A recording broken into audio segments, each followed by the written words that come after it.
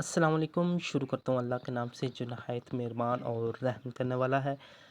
Question number 4 code 6480 مصنوعی گلزار نسیم کی نمایاں خصوصیات تفصیل سے بیان کریں۔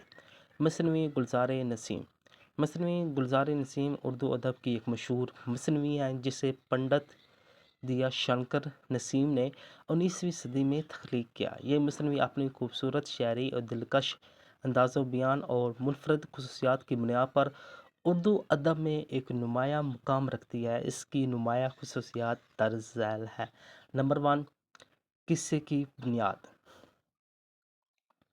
یہ مصنوعی فارسی مصنوعی سے ماخوذ ہے، لیکن دیا شنکر نے اسے اپنے رنگ میں ڈھال کر اردو ادب کا شاہکار بنا دیا۔ اس میں ایک دلچسپ عشقیہ داستان بیان کی گئی ہے جس میں محبت، فراق اور جذباتی کشمکش موجود ہے۔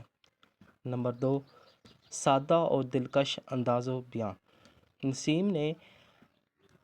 نسیم نے زبان کو انتہائی سادہ، دلنشین اور مؤثر انداز میں پیش کیا۔ ان کا طرز بیان ایسا ہے کہ قاری کہانی میں کھو جاتا ہے۔ نمبر 3، شعری حسن۔ مصنوعی میں الفاظ کا چناؤ، محاورات اور تشبیہات کا بہترین استعمال کیا گیا ہے۔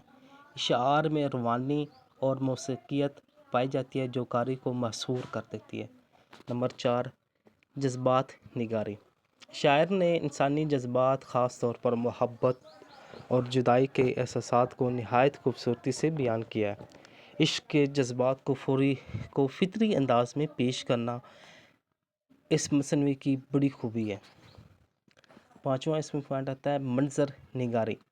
مصنوعی میں خوبصورت منظر کی تصویر کشی ملتی ہے، جیسے کہ باغات، محلات، دریا اور قدرتی حسن کو شاعر نے انتہائی مؤثر انداز میں پیش کیا۔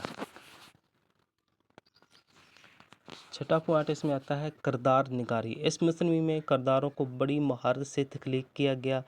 ہیرو اور ہیروئن کے کردار جاندار اور جذباتی پہلوؤں سے بھرپور ہیں جو کہانی کو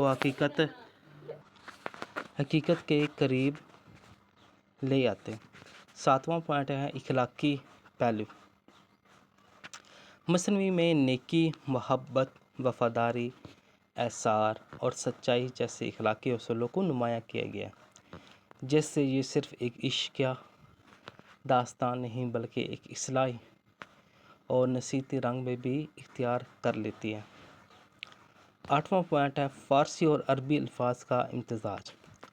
دیا شنکر نسیم نے مصنوعی میں فارسی اور عربی الفاظ کا خوبصورتی امتزاج پیدا کیا ہے، جس سے زبان میں لطافت اور شائستگی پیدا ہوتی ہے۔ اگر ہم اوورآل بات کریں، مصنوعی گلزار نسیم اردو مصنوعات کی دنیا میں ایک لازوال تخلیق ہے جس میں عشق، جذبات، منظر نگاری اور فصاحت و بلاغت کی اعلیٰ مثالیں موجود ہیں۔ اس کا انداز و بیان، شعری حسن اور دلچسپ قصے سے اردو ادب میں ایک منفرد مقام عطا کرتا ہے۔